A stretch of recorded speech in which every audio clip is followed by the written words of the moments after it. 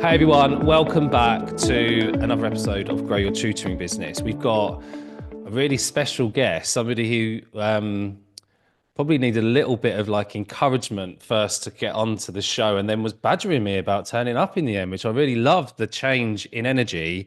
This is Jenny McGowan, and we met in China, and there's a great story about getting on the bullet train one evening, which we might or might not get into today. But genuinely, Jenny is just a font of all knowledge to do with tuition. Jenny is director of Asia for Keystone Tutors. And for those of you who are not sure who Keystone Tutors are, they are a tuition company that is global, hence why Jenny lives in Hong Kong, Jenny? Yeah, Hong Kong. But currently in Tokyo right now. Currently in Tokyo. Yeah, back in Hong Kong at the weekend.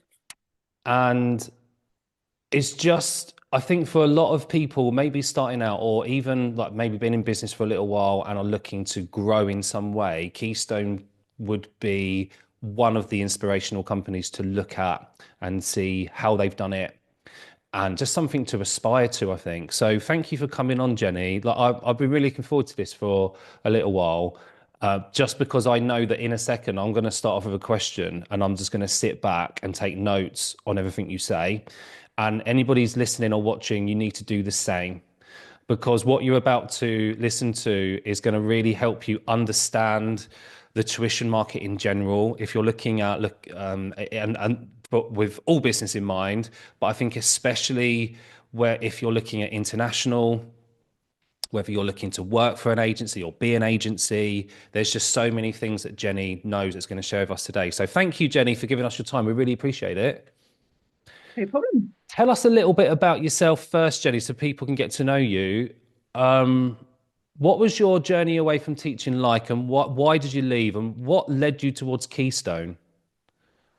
Yeah, so I went into teaching kind of straight out of university. So I did a PGCE kind of as soon as I finished university. Went into teaching, got a job in a big kind of state comprehensive school, was a high school science teacher, so secondary science. And I did that for 3 years at Yeah. that school. And I wouldn't say, I mean, nothing really happened. It wasn't kind of any sort of ending, or it just more, I think I just kind of fell out of love with it, I think, to be Yeah. honest. And I think that the government had changed kind of in that process. There was a lot more on kind of, data and numbers and the classic things, I suppose, that you Yeah. hear people saying about why they left the classroom. Um, so I decided to move away from the classroom, and I actually had done a bit of tutoring whilst I was teaching. A member of the SLT at school had a friend whose child needed some support, and they'd asked me to help out. I'd also tutored some of the students from the school I worked at who I didn't teach, whose parents had asked me to do that. So I kind of dabbled, I guess, in tutoring Mm. whilst I was teaching. But then when I left teaching, I actually went to study. So I did a master's, and then ended up staying on and doing a PhD, which was not planned, and I would not recommend it um, as an option. What was your But PhD in? it was in education. So Right. it was to do with science education, Mm. how children conceptualize different concepts. Um, and as a result, I ended up tutoring more during that process because, again, graduate study is, there's no money in that for sure. So I ended up tutoring, and I ended up working actually for Keystone during that process as a tutor, because one of my colleagues who I had taught with had gone over to work for Keystone and essentially said, look, there's lots of tutoring work here if you want it, Mm. come and be a tutor. So that was what I did, and that was how I originally got involved with Keystone. I tutored alongside my PhD for a few years, and then actually as I was coming to the end of that, as I say, I'd kind of realized that academia was not for me for many reasons, and I didn't really know what I wanted to do next. And actually that coincided with Keystone's kind of ideas of expanding into Asia. So they'd always had a London office that was very well established. They kind of dabbled in international work, but it was kind of time when they were wanting to open an office in Hong Kong. And so that kind of opportunity came up, and I thought at the time, to be honest, why not? I don't really know what else I'm going to do. Had always Mm. fancied living abroad. But it was quite a different role. It was a shift because instead of being the tutor or the educator, I was then more going down the route of running a business essentially for an established company, but in a different jurisdiction with different rules and cultures and clients and all sorts of things. And so I then moved into actually setting things up in Hong Kong and getting things going over there. And my job now essentially is all the kind of, well, running it, but also the kind of predominantly business development side of things. So my job really is to be finding hopefully endless sources of clients for our tutors. So I don't actually tutor anymore, but I run the kind of business side of things. So like the client acquisition, finding where you can get the children, young people, families into the world of Keystone and then matching them up. Well, you don't do the matching, but you basically gets into the Keystone family, and then you have a whole. Well, I was lucky enough to spend some time with you guys over, was it Christmas? Come on, I Yeah, can't remember January, I now. think. Was it January? In January, yeah, and spent the afternoon and kind of met a few people. But it was a real eye opener for me because I've not spent time in an agency in that way, and just seeing, like, obviously I know what you do because we've spent time together and I've picked your brains quite a bit, but seeing what goes on behind or inside the office in terms of having those client managers. So you link them up, you find the people, and then essentially get, I'd imagine, assigned to a team member who then will make sure they do all the looking after and the matching and things. So there's like this process in play. What I'm fascinated about is that move from educator into business. Like, was that natural for you? Um, it didn't feel like it, if I'm being honest. Mm. I think that I had never done anything, even for a private company before. I mean, I taught in the state, had Mm. then tutored, um, but I'd never been on the other side of that. So initially it didn't feel natural and it didn't feel easy there, especially kind of again moving half around the world to actually somewhere I'd never even been before, never even visited Hong Kong till I Yeah. moved there. Um, and it felt difficult because it just everything was challenging, finding an office space, even little things like getting mobile phone contracts. It kind of everything was slightly more difficult because it was a really unfamiliar setting. But I guess then actually the kind of conversations with families and things, and I think actually as a teacher, your communication skills generally are pretty good, right? People's actually way of kind of selling, convincing people to do things is almost what you're doing as a teacher all the time. Yeah. And so I think as a result, that essentially was what I was doing. I kind of did lots of outreach to clients that we did already have that were in Asia. There were partners that we had that we'd worked with before, and it kind of just snowballed really. So yeah, it didn't feel easy for sure. Mm. But I guess I reflect back on it now and realize that actually that business acumen was probably there that I didn't realize I Yeah. had. Yeah, I think we've spoken about this before, like just privately when we've met and like through messaging, that it's almost like this weird thing around business where some people just seem to get it and others will struggle with that business mindset, but it seems to just come to you quite naturally, even though like that's taken maybe looking back in hindsight rather than along the way it felt really tricky, or there were bits where it's like, oh my gosh, am I really doing this, or am I doing the right things? Like we all would do, I suppose, when we're making decisions for business. But now you look back and you can see that it's become a success because of those skills that you have. And are looking around, like the way you were brought up, were there business people in your life that you looked to, or maybe didn't realize that they were there, but actually took quite a lot, almost like organically? Yeah, I mean, to some extent. I mean, my dad ran his own business, and again was very, always talking about, let's say, like managing money and Mm. financial literacy and things. I think for that, for sure, I definitely benefited from growing up in that regard. But beyond that, not really, I wouldn't say. I mean, a lot of people again are kind of, let's say, public sector or that kind of work. So I think Yeah. I don't know. I guess I probably was exposed in a way I didn't realize. But yeah, as you say, I think probably a lot of it is innate, which I know isn't that helpful if people feel like that's not them, but actually you Mm. don't realize it's your way of thinking about things. Like when you think about costs or time, like if I do that task How much time does that cost? Turning that into a financial cost. Little things like that I kind of do naturally, as is this a good use of my time? Or even in a meeting, if you were to add up everybody in that meeting's hourly rate, how much is that meeting costing the company in time? Weirdly, my brain thinks a bit like that, which I didn't realize other people's didn't.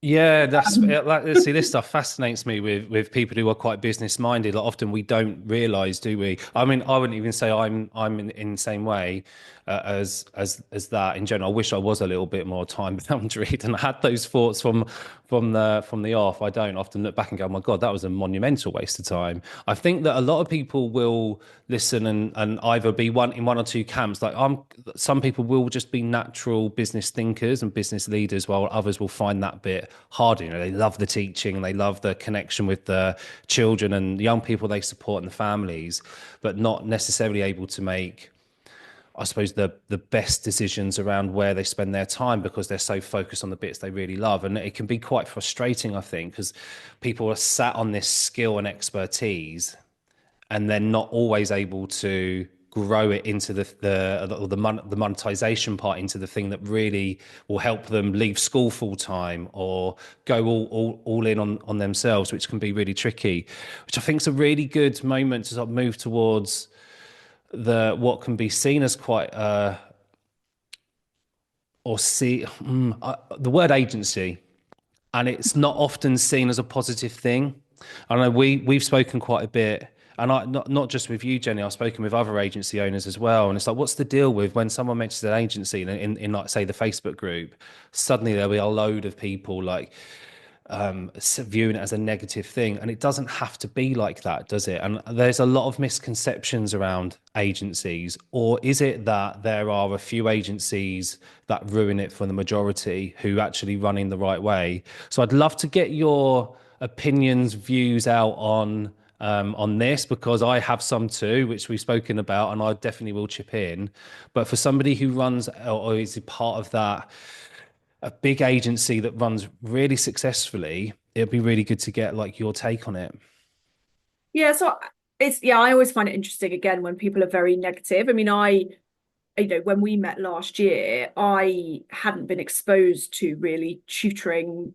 Mm, I'd only ever worked for this company. That's kind of how it had worked. And I was then in some ways quite surprised by actually some of the negativity around it. And I actually think a lot of it comes from, because as a teacher, you never work in terms of your time versus cost and money, right? You never have to think about that because there's funding from somewhere, not enough of it, that's essentially paying your salary. It's paying for everything else at the school. And there's never a part of your job that you ever have to think minute by minute, cost by cost. Whereas actually, if you work in the private sector in most businesses, those are discussions that you're having even at a very junior level. So I think there's an element of actually teachers just not being exposed to that way of thinking. And therefore it can be quite confronting when you suddenly think that people are taking money off me, especially if you've made the decision to leave the classroom, you feel anxious about that. I think there's probably a feeling of, well, hang on, this isn't fair. But actually, I think with agencies, the reality is this is how pretty much every business in the world works, right? Take a law firm. That lawyer is not being paid the hourly rate that the client is being charged. Or mm, like a doctor, private doctor doesn't get the fee that you pay. That mm, money is going into funding the building, funding the secretary, funding the marketing. Actually, mm, most businesses work that way. I guess the difference with tutoring is that it is an hourly thing that you're doing and getting paid for in a much more, I guess, prescriptive way than yeah. those other careers. But actually, this is how most businesses work, I would say. And it's just whether you've been exposed to that or not, I think probably reflects your feelings in and around how it works, if I that makes sense. agree that I think there's a mindset block for some, not for all, but for some. And that's okay, because then they don't go and work for an agency. You know, Yeah, they sure. take on the responsibility of finding their own clients, making sure, yeah, all of those things that you've said are paid for, or at least done, like the marketing, the client acquisition, any resources that they might need, all those things. They take on all of that responsibility.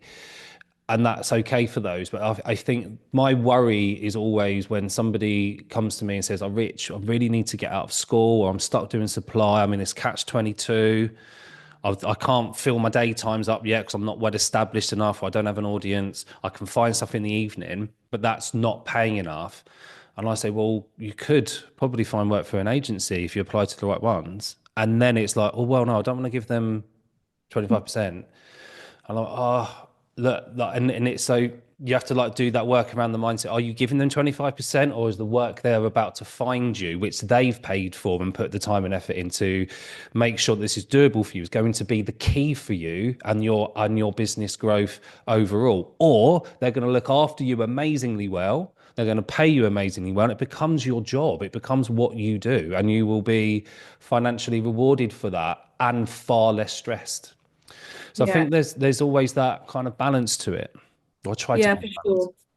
And I also think it's about, well, what is your hourly rate and what are you happy to work for? So let's say you charge clients directly £40 an hour. Let's Mm, say that's what you get from a parent. If an agency is going to pay you £40 an hour, what's the fixation with the fact that the parent is paying more than that, but you're not getting it all? Because actually, mm, you are advertising yourself at £40 an hour directly. mm, I think there's that mindset as well. There's almost a shift around, I just don't want to give somebody something else. Whereas I think actually, if you're getting the rate that you want, mm. does it matter what the rest of it? And I get that there's then the unethical side, and we could talk a little bit more about good and bad agencies around, Yeah. yeah, if they're then charging £200 an hour, there's probably a problem with that. But I Mm, think if you're getting the hourly rate that you want to get, you're probably also not recognizing the work that's going into getting you that work, mm, firstly. And also, parents often are quite happy to pay an agency rather than a tutor because that sometimes gives the parent confidence in the sense that there's quality control checks. They've got a brand maybe of a company that they're contacting, like for Keystone, for example. Lots of parents come to Keystone. They then trust the tutors that we recommend because they know that our recruitment and everything is very, very rigorous. So if they saw that tutor individually, would they have that same faith in them? They mm, might do, but they also might not. Because if you're an agency that's put a lot of time and effort to make clients know that you're doing a good job. mm, And so actually some parents are quite happy to pay a little bit more for the comfort of having the agency as that middle person. And when stuff goes wrong, right, you're also a bit more, there's a buffer in between the client and the tutor. So I think if your hourly rate is what you want it to be, I think that's the main thing to focus on rather than this idea that someone else is getting a chunk of it. And to your point, if you haven't got enough clients and you've not, got enough work, why would you not try different avenues that could generate that for you?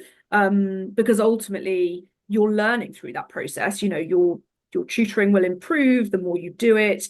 Like there is learning to be had from any experience, even if it's a bad one. So why would you not be engaging with that rather than sitting with an empty timetable, getting very stressed? yeah, or Um, stress going to do supply when you could do 2 to 3 hours of tuition in the day that someone else has found for you, which earn the same amount of money and be far less stressed.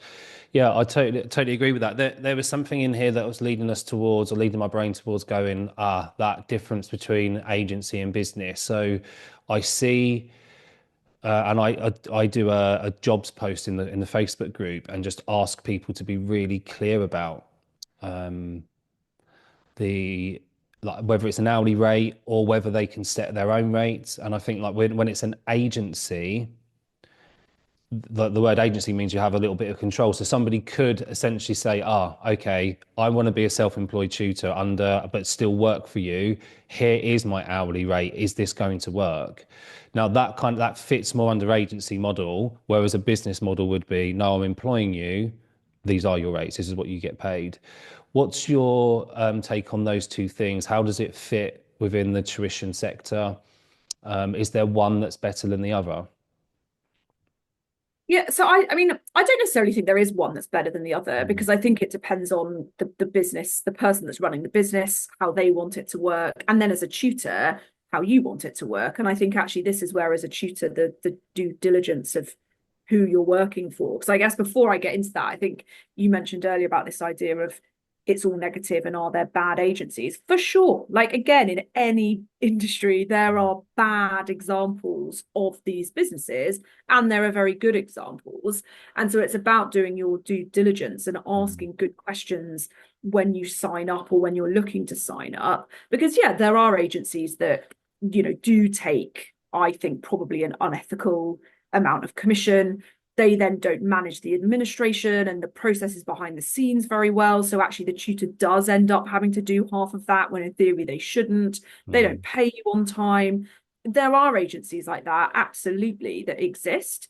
And I, as a tutor, wouldn't want to work for them. And I totally understand the negativity if a tutor's experience has been with an agency like that.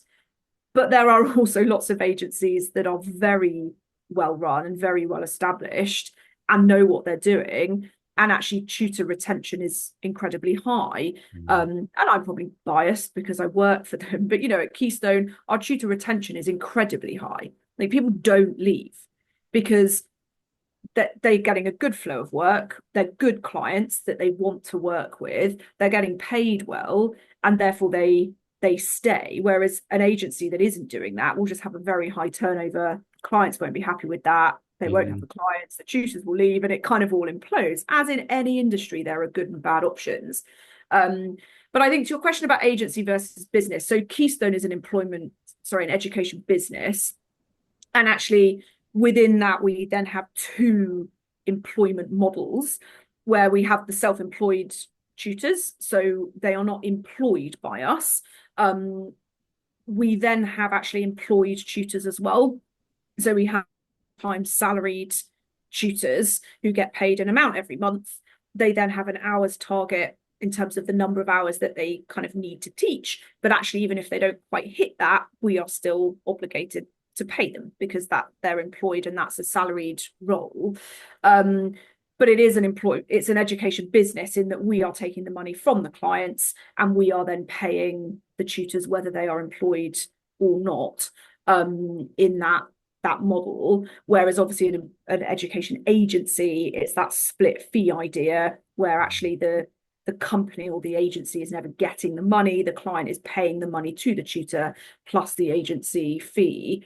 I guess from our perspective, the business model works better because actually our clients do expect us to have quite a lot of input, I would say. So back to what you were mentioning when you were in the Keystone office, the client manager role at Keystone, I think, is probably one of the reasons for, the success in some ways, is that each client has an allocated client manager, and that person is the middle person for parents requesting whatever they want, if they want to complain, ranting, whatever. And then the matching is done to the tutor based on that information. And then the client manager also knowing the tutors really well and hopefully matching as well as possible, on that basis. And so that's why we're a business, is because we are actually quite involved in that middle process.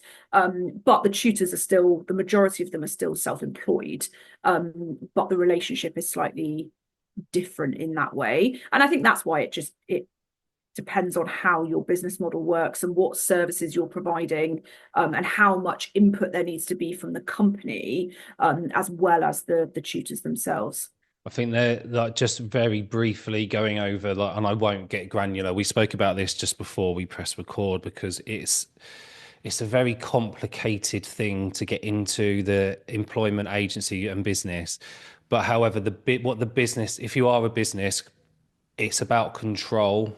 It's about like what you are able to kind of ask of your tutors. So if you was going down this role and you was thinking about both, if you was an agency, you essentially just connect. You can still take commission like in the same way, but essentially the relationship should be between the client and the tutor. Whereas when you're a business, you become that kind of mainstay. Like sometimes, like you described it there, it's about being in the middle, but it's also about being able to say to a tutor, these are the resources, this is the curriculum, or this is how we want you to work, or this is what the family's telling us. And you have an element of control. the pay, I suppose the main difference between the two, like in a little bit more granular detail, is the payment. So business can take the money in and then pay it out, whereas an agency cannot take the money for the tutor and pay it forward. You can, there are ways of doing it using systems like Tutor Cruncher now. So I know they've got the split payment feature. They're the only thing I know that exists that does that. And what that would mean if you're not using Tutor Cruncher is that you would essentially be sending two invoices out. One for the tutor, or the tutor would send their own invoices out, but then you send your invoice for you. And then that, I think I've always been a little bit, oh, does that create confusion for a family? You know, suddenly like people know what they're paying the agency for, and everything's up front. But we were talking about this in a slightly different way, like you kind of was talking about agencies that perhaps don't work in that ethical way, and then you've got these tutors perhaps not doing their due diligence when they're first looking to join an agency.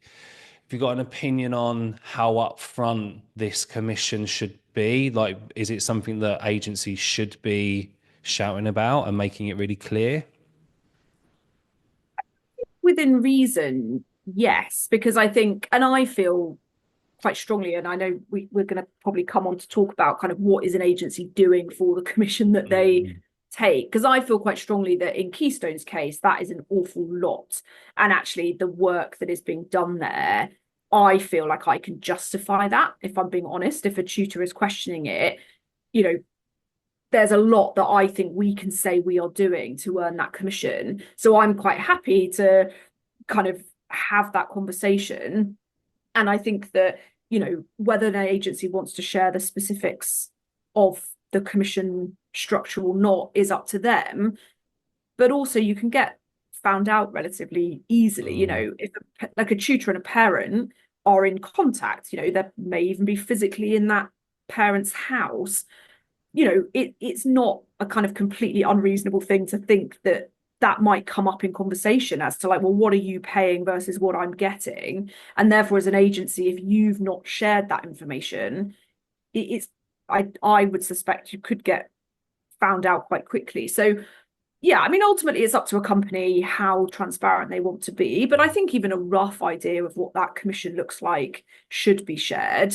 And tutors should ask the question and see what response they get. Because I think if they get a very, very cagey, oh no, we can't possibly ever share that.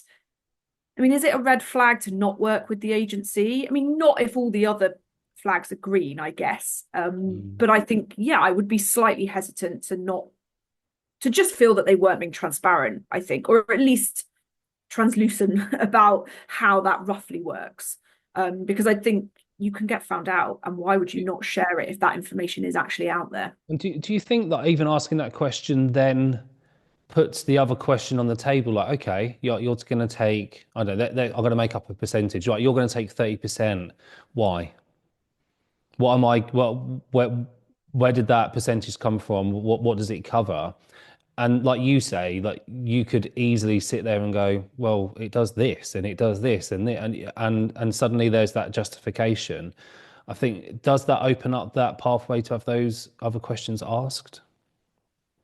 So, and I think even if you're not asking, because I think if you say, well, what are you doing for that 30%? I mean, I suppose that's probably would rub me up the wrong way if someone asked it in Yeah. that It's not in hanging that up the way. phone. Yeah. Yeah. But it's more about workflow, I think. So I think as a tutor, if you're joining an agency, well, you know, I would want to be asking, well, how many clients are you dealing with? How many tutoring jobs are being sent out to tutors monthly? You know, I'm a 11 plus math specialist. How many hours of work do you think you can get me? You know, those kind of questions I think are more useful, because firstly, that is practical information for you to decide whether to join the agency or not. And they're the kind of questions that everybody should be asking.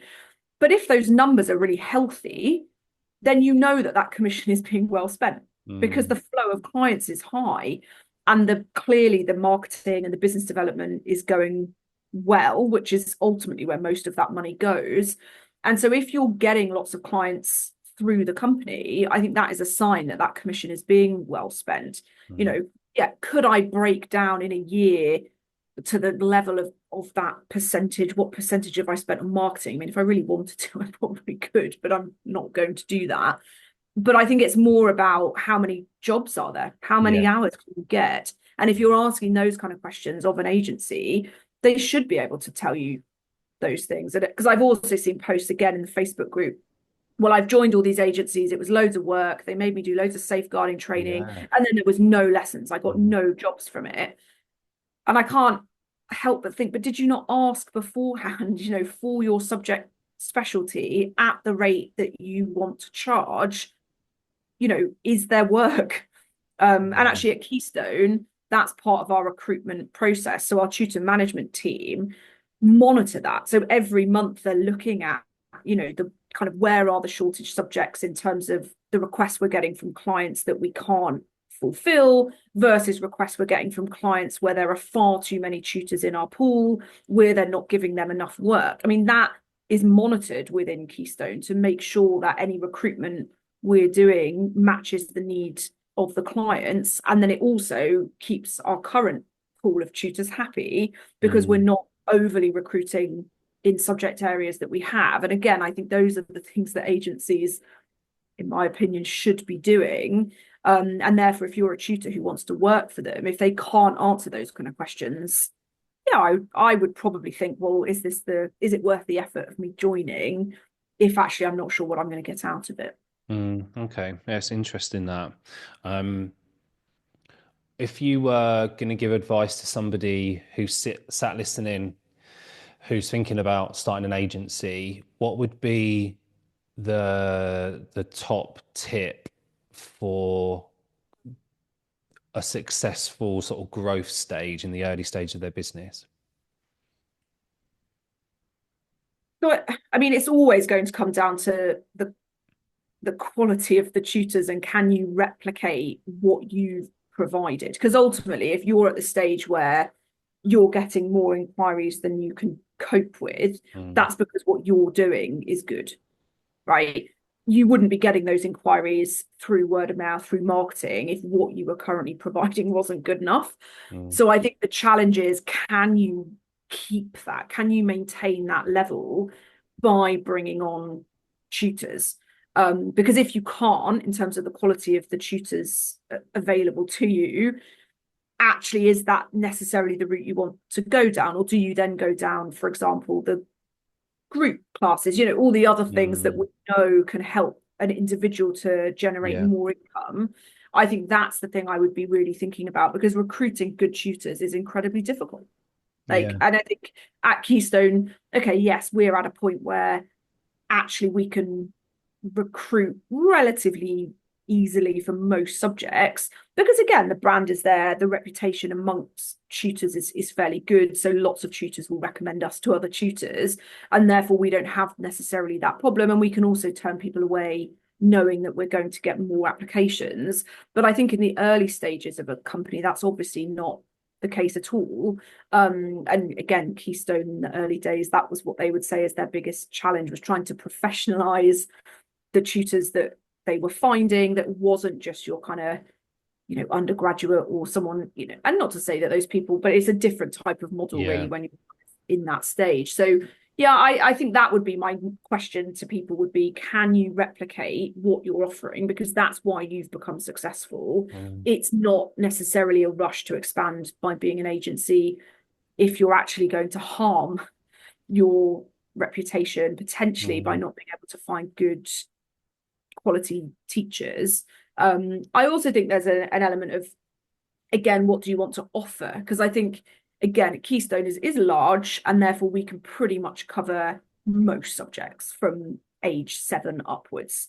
But actually, if you're then a smaller agency, what's your niche to some extent? Because if you're then Mm. going to get a request for some obscure Oxbridge admissions test, but you've got 3 tutors who all do 11 plus, Yeah. actually, is that then what you want to be seen to be doing? So again, Mm. there's that idea of like, do you want to expand? Because then you need a tutor for everything, which is much Yeah. harder to find. So what do you want your agency to cover, Mm. um, rather than trying to do everything? Because again, even at Keystone, things like computer science is quite hard to find tutors, and for, again, very specific university admissions tests. I mean, we can cover pretty much all of them, but if we lost a couple of tutors in a certain area, that would be tricky for us. So I think it's about thinking about that as well, like the breadth of what you're trying to do, and can you recruit and maintain that level across the board? And I think that's really hard to do, to be honest. Yeah, I just going to chuck something else in here because I said at the beginning, like about Keystone Tutors being that, or Keystone Tuition being that inspiration for others, and saying, this is what's possible, and it's very aspirational. But you've been going for a long time, and the growth, it takes time, doesn't it? This is not something which you don't get to send someone to live in Hong Kong on a whim.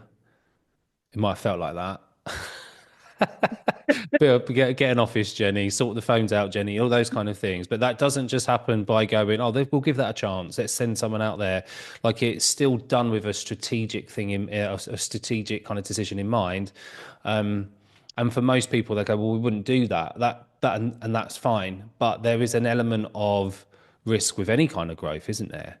And having a decision process just to keep things like relatively safe, like, or safer than just going, we'll try this then, or we'll grow and we'll get all these tutors on board without having the clients yet. Like, that essentially is not a good recipe for success, because you're going to be letting people down at some point, or you have tutors sign up and say exactly like what we see in the group. They go, well, I signed up and I did all this stuff. I've spent 10 hours doing the training and 10 hours sorting out my references and and I haven't got any work. It's like, that's not a good use of 20 hours of your time. You're better off doing something different. And if you want to grow, you need to make sure you're looking after like all aspects of the business in the right way. I've got a couple of things. Looking at the time, Jenny, and I'm thinking, we've chatted for so long. There's a couple of things I'd really like to squeeze in. There was advantages and disadvantages to working for an agency, but then also I think you've mentioned it a few times, but I'm just wondering if we can clarify, maybe give a list out of like what questions should you ask if you are thinking of joining an agency. What would be the key things that you should be looking out for and asking? And are there signs that you could look out for, or somebody could look out for, that would be like, actually, I'm not sure whether this is the right agency for me? Yeah, I mean, yeah. So some of the things I've mentioned already, I think it's due diligence around just the company, like as you would do if you were applying for a job in a school or any other job, right? You're just doing that basic research to make sure that it's valid. And I think for agencies, for tutors that are looking to kind of boost hours, a lot of it, I think, is around the work that's coming in through the agency. So how many, as I say, within your subject area, are there things that, how many hours do you think there could be, or things like that, I think are really, really important questions to ask, to just suss out whether you're going to get what you think you're going to get from it. I think there's also then obviously questions around rates, and potentially the commission split, if that's something that you want to know about. And again, around hourly rate, can you set it? Which again, some companies, obviously, depending on the business model, will let you set it. But also then the question is, well, at that rate, will I get work to some extent? Because again, our rates are variable in that they go up the longer that you've worked with us. But obviously, again, there's a market trend there. We need to look at, for that tutor's experience, the type of feedback they're getting from parents. Are people going to pay that rate? And just asking the agency about that process, like, what would my rate be? Would I get work at that rate, or am I going to be outcompeted within your agency for other tutors with similar experience that are cheaper? Will my rate go up? I think questions like that, because again, I see a lot of questions around, well, it's fixed at 30-35 pounds an hour for an agency, that's that. But again, I mean, at Keystone for sure that's not true. So it starts at around that point, but then we do increase it, and it can go up quite significantly from there, based on, again, how you're doing. Is the feedback good? With all of that kind of thing. And I think, again, is there progression? Is it going to go up, or is this the rate that you charge, because some agencies charge clients the same price for every tutor, right? That's one way of doing it, and therefore every tutor is paid the same because the client pays the same Mm. for whatever it is, and therefore there's no wiggle room in that because you're never going to be able to get higher. Whereas again, at what Keystone does is the range of rates that the client pays is variable, so that goes in, it's almost kind of doubles actually in terms of what clients are charged, and therefore within that tutors rates vary and go up as well.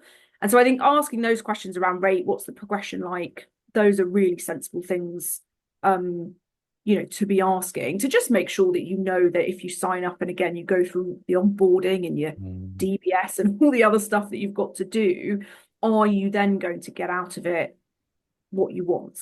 Yeah. And just asking sensible questions like that, I think. And again, I guess then it's the other things would be around, again, like payment terms, making sure do you get paid weekly, monthly? Like, I think there are questions that you should be asking just to make sure that you understand your cash flow and what's going on and what your expectations are going to be.